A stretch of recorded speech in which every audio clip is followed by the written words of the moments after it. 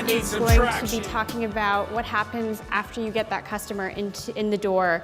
In a world of an incredibly crowded world of SaaS products, it's more and more important to think about what happens beyond customer acquisition and what happens throughout a customer's entire life cycle. So customer lifecycle marketing, includes the stages from the marketing funnel through sales, and then extends into retention, loyalty, and advocacy. So please welcome Google's Menaka Shroff to teach us how to use lifecycle marketing to drive exponential growth. Great. So a little bit about my background. So I spent a lot of time doing marketing at startups prior to my role at Google, and I'll spend some time pulling from the information from working at Box, where I led freemium and also grew our user base, and also at BetterWorks, where I ran marketing for a couple of years. I also advise a whole bunch of startups, so a lot of this information on this deck is going to be from what I've learned from the startup founders and marketers that I've met so far. So just show of hands, how familiar are you with lifecycle marketing? Can I get your hands raised up? OK, not a lot. Interesting. Great. So this is going to be a really awesome learning experience for you along the way. So what if I told you upsell can make you more money, which is an obvious one. What's interesting is I spent like 15 minutes trying to find a meme that I could use, and it was really, really difficult to find a lifecycle marketing meme. And Matrix continues to dominate the meme space. It's pretty amazing. Or it's showing my age. I don't know. But really, lifecycle marketing is all about thinking about starting from the funnel. So how do you reach your customer? How do you take action based on those customers? How do you convert them into paying customers? And then ultimately, how do you engage with these customers? So a lot of programs that I'm going to talk about today are around how do you onboard, how do you create a personalized journey, then how do you identify lapsed customers or customers that may not be the right customers for you, and what programs and initiatives can you do to actually bring them back in the marketing lifecycle.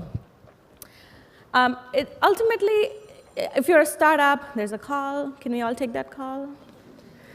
Hi. If you're a startup and you have a lot of different things to focus on, as most of you have heard attending this conference are generally startups that are still in the growth phase. So you would only engage in lifecycle marketing if your first touch point is not going to be your last touch point. It's sort of the start of a relationship with the customer, and more growth and opportunity is going to follow. So things like pilots, things like freemium, and I'll give some examples around that. And I actually want to talk about this Roomba story. Even though it's not a B2B story, I thought it was an interesting consumer story. So I had a friend who had a pool and a dog and hardwood floors in a house, and a house was constantly messy. How many Roomba users in the room, by the way? So we have some fans here, so I'm going to do some Roomba selling right now. And she was walking by Target, and she saw these display ads, and she thought, wow, maybe this is the right solution. And then obviously she goes to Google search, because I had to, and looks for Roomba, and she sees the deal, and she makes the purchase. And then immediately once she makes the purchase, she gets a mobile app to download and manage her robot. Now, all of this seems like the standard marketing process, right? You do omnichannel marketing, you get the customer in, and you have this mobile app. But what they do is actually they surface really interesting content based on what she had told initially as she was purchasing the product. So they would send her tips on how to keep her dog clean. They would send her little games on figuring out how life expectancy of her dog. Things are like dog memes and jokes, and she really started engaging with the brand in meaningful ways, enough to actually go buy the stock of the company, which is a little extreme. And then she actually, which is like, who wouldn't want that? And then she ended up buying 4 other Roombas for the rest of the house as well. So this is an example of someone who's obviously an ideal customer. You want more and more of these types of customers, because they're going to do advocacy not only they're going to be great customers for you, because eventually they will be a larger customer opportunity, but also they're going to do marketing for you and get new business. And literally, she mentioned this in every conversation. It's almost like it's like her name, and then Roomba is like her last name. It's very strange. She's a little awkward. So when do you need to do lifecycle marketing? So when there's a land and expand strategy as part of your growth strategy, you're selling to teams within organizations. So you start with one team, and then you try to figure out other teams that can also use your products within a larger organization. Sometimes cross-sell products are a great opportunity. You sell one thing, but they could also buy these other set of 4 or 5 things. Customer pilots are a great example. You do a little pilot, but you really have to constantly sell because it's not a full deployment yet. And especially free users, sometimes students, right? These are great examples of people that you have to engage with them meaningfully eventually to get them to pay. But if you don't have marketing multi-touch attribution as a foundation to measure lifecycle, a lot of marketers will not engage into it because you can't measure. If you can't measure, you can't show success. So traditional marketing funnel is, marketing creates leads, and then you send it to sales, and then sales does I don't know what. Just kidding. They call very promptly on all my leads right away within the SLA, never drop the ball.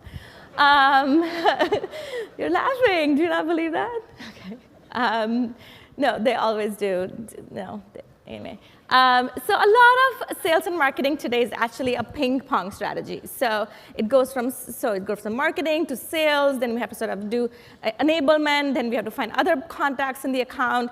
It just goes back and forth constantly till the purchase is made, and it happens even after that. And typically in enterprise sales or in B2B, 5.4 people are involved in an average B2B sale. So it's no longer that you go to one individual and the sale happens. You actually are going to one team, and there are parallel other 4 or 5 use case marketing happening to other parts in the organization. So if you don't have a strong multi-touch attribution model, it can be really challenging to actually engage in lifecycle because you will always attribute it to the last touch. So as an example here, this is a classic example of marketing attribution. Someone gets a direct mail of shoe. They see a billboard, and you see an ad, and you hear a jingle, and you see it on TV, and then you go on a mobile app and you buy. And based on that data, all of the spending is spent on mobile, even though there were 7 other touch points that happened before the purchase was made. So really critical to have some sort of an attribution model. A lot of technologies, and I have a technology stack slide, so I'll show you, but a lot of technology companies actually solve this for you, so you don't have to reinvent your own attribution, as long as you follow this model.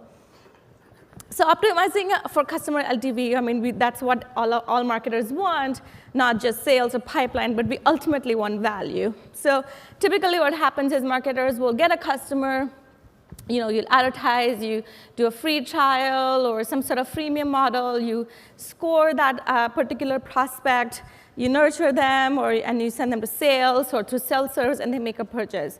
Most marketings actually will stop here, because this is where you can measure, and then nothing happens after. But there's a whole world of marketing that can happen post-customer success. So sometimes what happens is marketer will sort of hand off to customer success, and then it's like, well, you guys figure this out. But customer success are great relationship managers and very critical for the company, not quite always on brand, thinking with the same voice as the marketers have. So some of the techniques that can be really useful is build on some of the scoring models that you may already have. So think about customer account scoring. Engage in customer marketing. I'll show you a little 2x2 on how to think about that. Do a scoring. And you already have a persona that you developed while the person signed up. So you know their interests. There's some profile information.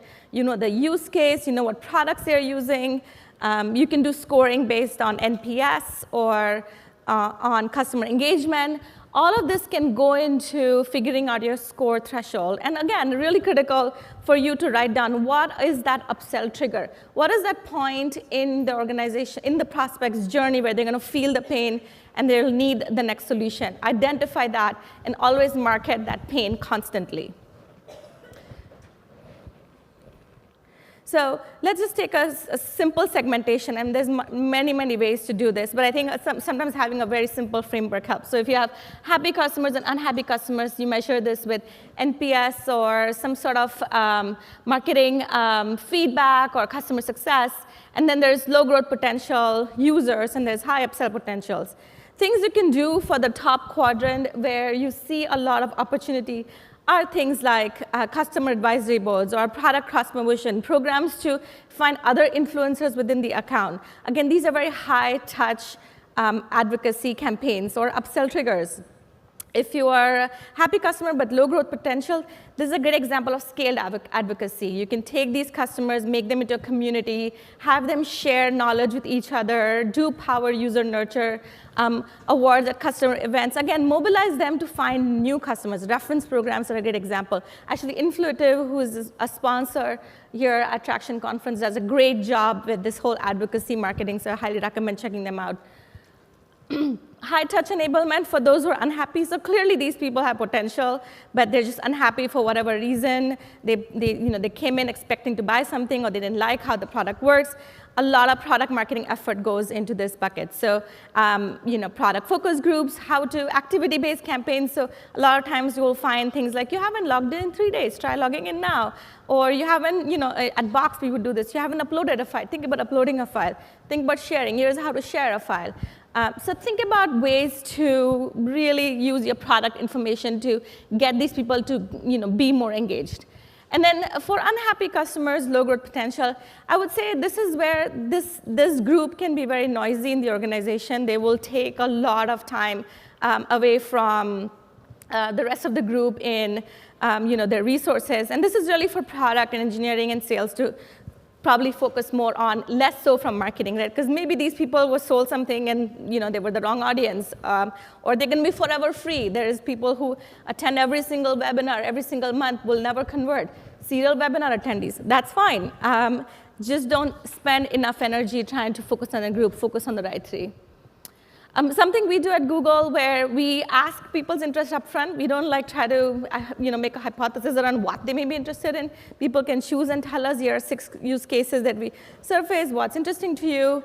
We create entire personalized experience. So we surface interesting content based on their input that they gave us.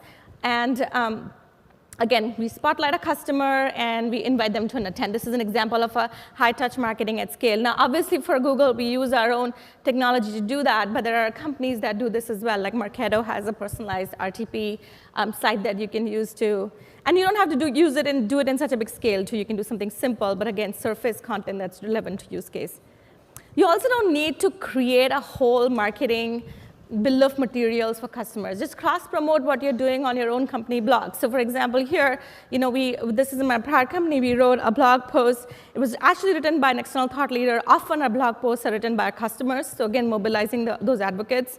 It's cross-promoted, and a lot of our content on our site can be gated. But what we did is, because these were customers, we ungated them for our customers. So you have access to all our possible thought leadership content. Feel free to share that, feel free to access that, learn from it, but make it available to your customers. So give them that nurture stream that you would have normally for your prospects. A few other tips: identify your marketing stack. So a typical startup now has a lot of different, you've seen the big marketing stack of different companies. I found these to be useful technology solutions for all of the startups that I advise and I've worked at. And again, Woodtrick is a great NPS tool that you can put in your product and just tells you NPS right away, so helps for quick segmenting. I already talked about Influitive.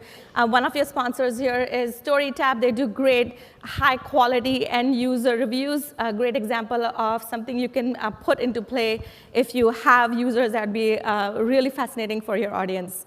And again, think about, have your marketers spend time actually identifying your marketing stack. Every quarter, try to evaluate, is your stack right? Do you need to change something? You're not using something, let's cut something, let's add something new. So constantly evaluate what you need. I would say 20% of budget for startups actually marketing startup does go into marketing stack, so it's not a trivial amount. Good hygiene, extend prospect nurture to your customers. Always think about, again, I love this meme, but I feel like half my friends in my team don't know what this meme is. So anyway, this is really showing my age right now. Extend a prospect nurture stream. Always align your customers with your customer success team. What has happened in the past is you'll have marketing team doing their own email campaigns, and then sales team has their own email campaigns, and customer success team has their own email campaigns. You kind of want to make sure that they're all aligned And there's the same voice as you market to the customers. Data silos will exist. There's no such thing as perfect data. You'll always hear everybody saying, well, the data is not good, or the data is not there's no good hygiene, or we need to update our database. It's never going to be perfect. The key is to have some sort of a benchmark and build on that. And then pilot with a few customer advocates. One thing, I just wanted to say this quickly because when we were at a prior HR company, we created this product that our customer success teams would say, oh, this is amazing for any company to increase their employee engagement score. We increases XYZ company's engagement score by 30%. They should market that. And then the HR advocates were like, well, I'm not going to let the public know that our company's engagement score used to suck before. So think about what your advocates would market to. Spend some time understanding your content. And that's it. So summary, think about your growth opportunity, measure using multi-touch, optimize marketing. For LTV, always think about LTV, cross-promote your marketing content, identify your marketing stack. And I'm at 0, so thank you very much.